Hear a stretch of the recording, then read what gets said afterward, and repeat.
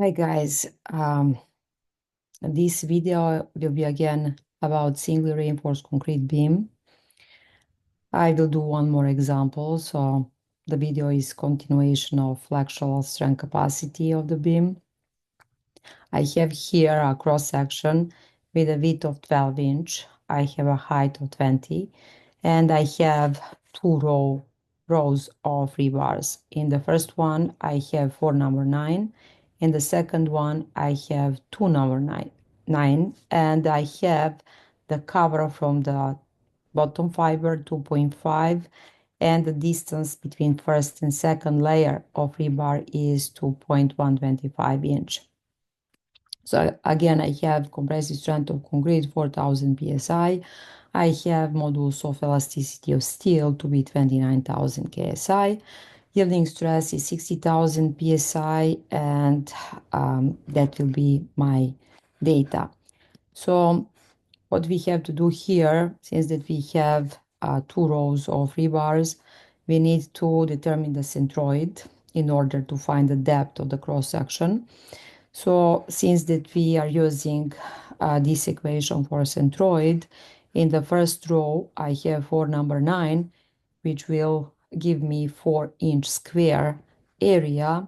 The cover is 2.5, so we have 4 times 2.5 plus 2 times 1 will give me 2-inch square area times from the bottom fiber to the center of rebar I have 4.625, and we are dividing this expression with 4 plus 2, so the centroid will be 3.21. So in this case, centroid is 3.21, and I have height of 20. That will give me the depth of the cross section 16.8 inch. So the second step, we are again assuming that stress or the strain in stress is higher or equal the yielding strain, and that stress in steel is equal to yielding stress. So compressive strength of concrete is 4000 psi, and we have, using the table, beta will be 1 or 0.85. So now we need to determine the depth of the witness block, that is area of steel times yielding stress. We are dividing by 0.85 times compressive strength of concrete and times the width of the cross section. So we have area of steel 6, we have yielding stress 60,000 psi, this one is 0.85, 4,000, and the width of cross section is given 12 inch. So using these numbers, we will obtain the depth of witness block to be 8.82 inch, which means that the location of neutral axis is 8.82, and we are dividing with 0.85. This is 0.85 because our compressive strength is 4000 psi. So plugging our numbers, we will obtain that location of neutral axis is 10.38 inch.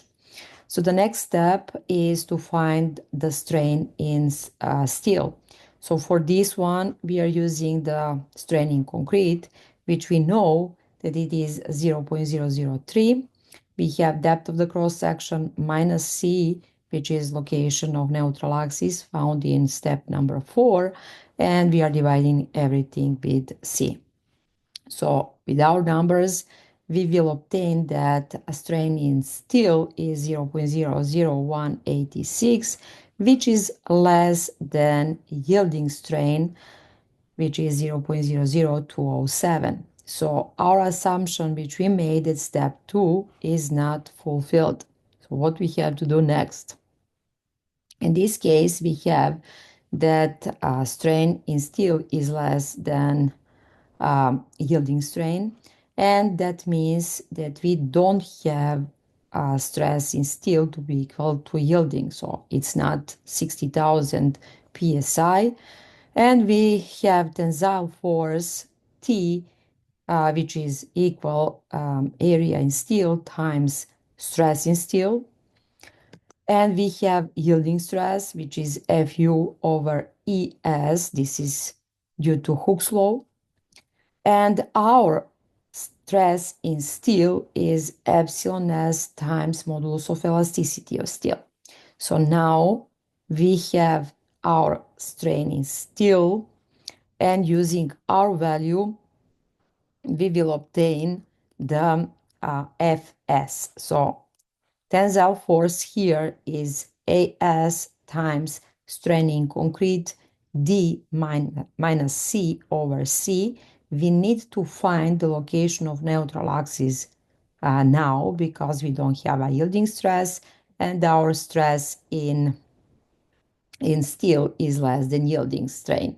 So in this case, we have compression force in concrete to be 0.85 Fc prime, which is compressive strength of concrete, times the width of the cross section, and we have here the depth of the witness block, which is again location of neutral axis, times beta 1, which depends on compressive strength of concrete. So in this case, we will have compression force to be 0.85 Fc prime times B times beta 1 times C. So the two of the forces needs to be in equilibrium. So if we have the expression here that compression force in concrete is equal to tension force, we will obtain quadratic equation, which will be minus 0.85 Fc prime B times beta 1 times C on square minus AS times epsilon C times modulus of elasticity of steel times C, and plus area of steel times the depth of the cross section times strain in concrete times modulus of elasticity of steel to be equal to 0. Now, using the rule for quadratic equation, we will obtain two values, one 10.07 and the second one is minus 25.12. So this one is not applicable. Our depth of the neutral axis will be 10.07. So now we could find this also using the Excel, and with Excel we will obtain that compression force is 348.97 and the tensile is the same.